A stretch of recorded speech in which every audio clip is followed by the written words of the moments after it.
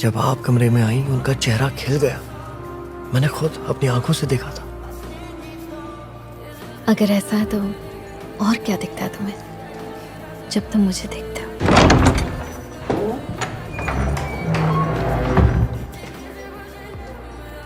क्या चल रहा है? मैं बस इसे पढ़ना सिखा रही हूँ। इसी वक्त अपने कमरे में जाओ और बालों को ठीक से बांधो। तुम्हारे बाबा और मुझे तुमसे कुछ बात करनी है। बहुत सोच विचार के बाद मुझे तुम पर नाज है। मैंने फैसला किया है कि ये रिश्ता होगा मेरी प्यारी बेटी मिराब और जॉर्डन।